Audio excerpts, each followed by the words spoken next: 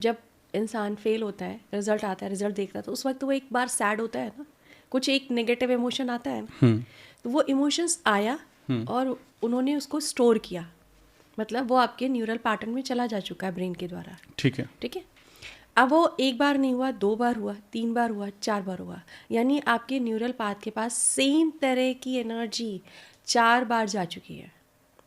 2 बार भी जा चुकी है तो भी, 3 बार जा चुकी है तो भी। ठीक है, वो आपके न्यूरल पाथ पे एक मैसेंजर के रूप में काम करेगा।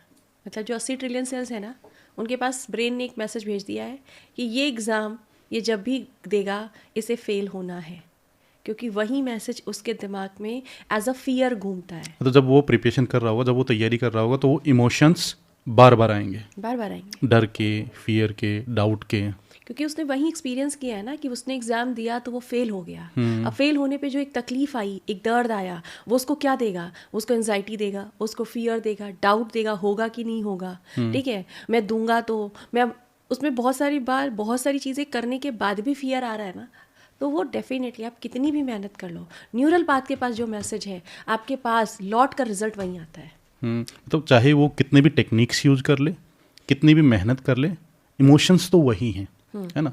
इसका मतलब है कि इन टेक्निक से पहले हमें कुछ चीज़ों पे काम करना पड़ेगा, तभी ये मैनिफेस्टेशन की, विजुअलाइजेशन की टेक्निक्स काम करेंगे, लॉ ऑफ अट्रैक्शन की टेक्निक्स। यस, तो वो थोड़ा सा मुझे उसकी स्टार्टिंग समझनी है कि इन टेक्निक्स से पहले का स्टेप क्या होना चाहिए।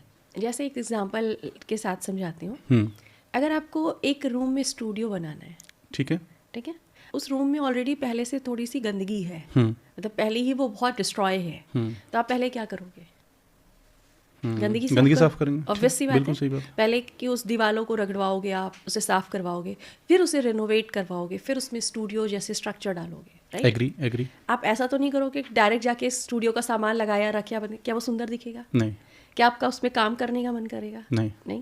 बिल्कुल वैसी ही लाइफ है, या आपका चाहे वो एग्जाम का एक्सपीरियंस हो या कोई अदर एक्सपीरियंस है, आपके अंदर कोई खराब इमोशन से गंदगी ही तो है, नेगेटिविटी ही तो है। उसको अगर आप निकाल नहीं रहे हैं और बल्कि उसी के साथ उसको सप्रेस करके कुछ उसी से रिलेटेड करने की कोशिश कर रहे हैं, यानी दोबारा एग्जाम देने की कोशिश कर रहे हैं, तो जैसे कि एक टोकरी में रखा हुआ एक सड़ा आलू बाकी आलू को सड़ा देता है, बिल्कुल ये वैसा है कि आपके अंदर का कोई भी नेगेटिव इमोशंस है तो वो किसी नई प्रक्रिया को भी हार्म तो करेगा।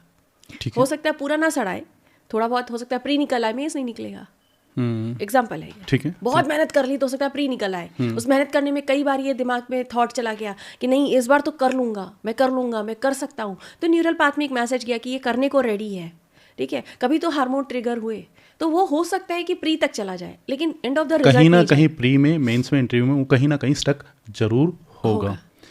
तो वो कैसे उस जो फेलियर के इमोशन से बाहर आए, मतलब ये चीज़ समझाइए आप। हाँ, देखिए, पहले तो जो इमोशन आया उसने बॉडी में लिया हुआ है। ठीक है, फेलियर की एक इमेज है उसके दिमाग में, क्योंकि आपका ब्रेन इमेजेस में बात करता है, शब्दों में बात नहीं करता वो। ठीक है, अब जो इमेज उसके पास फेलियर्स के हैं, पहले तो उसे हटाना ज़रूरी है। तो जैसे ही उससे बोलेंगे ना कि तुम पहले एग्जाम में कैसे फेल हुए थे, तो उसको पहले रिजल्ट याद आ जाएगा कि मैंने कैसे उसे क्लिक किया, मेरे सामने क्या आया, लोगों ने क्या बोला, मैंने क्या महसूस किया, एवरीथिंग वो महसूस कर लेगा। भले ही वो प्रेजेंटली चौथी बार देने गया हो या 5वीं बार देने गया हो, उसकी चेतना अभी भी पहले वाले फेलियर में अटकी हुई है, उसकी कॉन्शियसनेस वहां तक अटकी हुई है। तो शरीर केवल समय के साथ चला गया। चेतना मतलब क्या? चेतना मतलब समय क्या है? चेतना है, मतलब दोनों एक वाइसी वर्सा है। जो आपकी घड़ी चल रही है ना, वो घड़ी कुछ नहीं है, वो सिर्फ एक चेतना है। कहते हैं ना समय एक इल्यूजन है, तो वो एक चेतना है। तो अगर उस ऑलरेडी वो पास्ट के एक्सपीरियंस में ही जी रहा है, तो वो प्रेजेंट के जो मोमेंट्स क्रिएट करने की कोशिश कर रहा है, वो पिछली बंधी हुई बेड़ी से कैसे निकलेगा? सबसे पहले खुद को विजुअलाइज कीजिए कि आपके पास जो कुछ है, जो भी इमेज आ रही है, तो उसका एक तरीका है, क्रंच कीजिए उस इमेज को और फेंक दीजिए। जो भी वो पास्ट एक्सपीरियंस जो भी रहा है, चाहे वो डाउट का रहा है, डर का रहा है या फेलियर का रहा है, हाँ, उसकी एक इमेज बनाइए। उसकी एक इमेज बनेगी आपके ब्रेन में। ठीक है, या तो थॉट आएगा, या तो इमेज बनेगी, या तो इमोशंस आएंगे। क्योंकि आपके ज्ञानेंद्र, सबको विजुअलाइजेशन नहीं होता एक्चुअली। कुछ पर्सनालिटी ऐसे होते हैं जिनके पास इंटेंशन बहुत स्ट्रांग होता है। ओके, ठीक है, तो आपके दिमाग में अगर ये इंटेंशन है कि मैं फेल हो गया था, तो आप उसे बोल्ड में देखिए कि वो ब्लैक कलर का लिखा हुआ है, आपके पास डिवाइन डस्टर है और उसने आपने रब कर दिया। अब नया थॉट लिखो, उस पर रेड कलर से लिख दो, ग्रीन कलर से लिख दो सक्सेस। तो आपके ब्रेन को एक नई इमेज मिल गई, सक्सेस की, वो इमेज क्या करेगी, आपके 80 ट्रिलियन पे एक नया इमोशन भेजेगी। तो आपने क्या किया, अपने 80 ट्रिलियन सेल्स में जो ऑलरेडी एक मैसेज था फेलियर का, उसको आपने जैसे ही वो पिक्चर हटाई या आपने वो थॉट मिटाया, ठीक है, तो वो क्या किया, वो आपके न्यूरल सेल्स से जो मैसेज थे उसको सफाई हो गई। इतना आसान है, इतना प्रैक्टिकल है सर, विद इन 1 सेशन में लोगों के जाते हैं। मतलब जो पिछले 3 साल का जो फेलियर था वो मतलब कुछ ही देर के अंदर अंदर वो इमोशन गायब हो जाता है, चले जाएंगे, क्योंकि आपकी बॉडी में वो स्टोर्ड है। जैसे एक एग्जांपल अगर मैं आप करना चाहें तो ठीक है, हो सकता है कि वो एग्जाम के फेलियर के ना हो, कोई दूसरे इमोशंस हो, ठीक है, ठीक है, तो मैं आपको उसी इमोशंस के साथ ले जाती हूँ, ठीक है। 2 मिनट के लिए आइज क्लोज कीजिएगा। अपने जो भी इस वक्त पास्ट के जो भी प्रेजेंट मोमेंट में कोई भी ऐसा इमोशन आ रहा है जो आपको कभी भी ट्रिगर करके गया है या आपको पेन देकर गया है, जैसे मैंने ये बात बोली वो एज इट इज़ इवेंट आपको याद आ गया होगा, उसमें लोगों ने क्या बातें बोली ये भी याद आ गया होगा। क्या आपको याद आ रहा है? अगर हाँ तो सर हिलाकर जवाब दें, ठीक है। क्या साउंड्स भी आ रहे हैं? ओके। क्या वो इमेज कलरफुल है? ठीक है, ओके। अब ये देखने की कोशिश कीजिए कि क्या ये लेफ्ट दिखाई दे रही है? क्या ये इमेज लेफ्ट दिखाई दे रही है? क्या ये इमेज राइट दिखाई दे रही है? क्या ये राइट दिखाई दे रही है? ओके, ठीक है।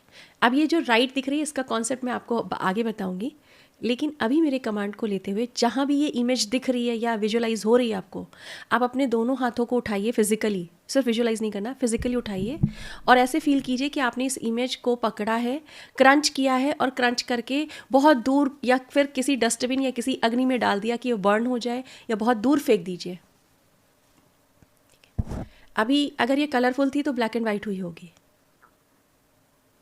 अब इसको वापस से क्रंच करेंगे तो ये धुंधली हो जाएगी। एक बार फिर से करेंगे,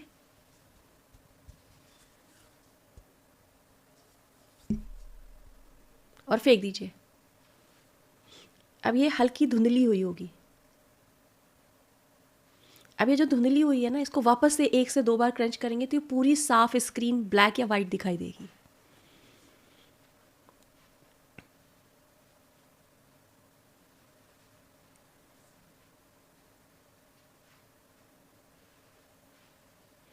राइट। अब आवाज़ें आ रही हैं, उन इवेंट से रिलेटेड आवाज़ें हैं, कोई इमोशंस है, कुछ फील हो रहा है।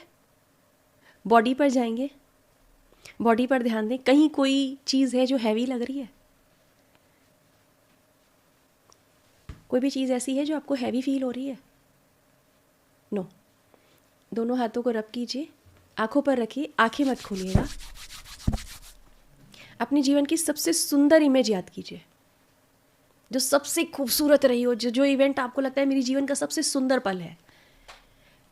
अगर नकारात्मक ऊर्जा आपको राइट दिखाई दी थी तो ध्यान दीजिए कि ये सुंदर इमेज आपको लेफ्ट दिखाई दे रही होगी।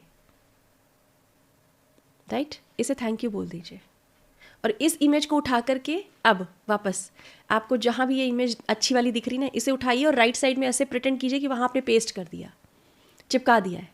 ऐसे हाथों से ऐसे फील कीजिए कि वो इमेज उठाई आपने और राइट साइड पेस्ट कर दी, चिपका दी। आप दोनों साइड देखिए कि आपको एक ही इमेज दिखाई दे रही होगी।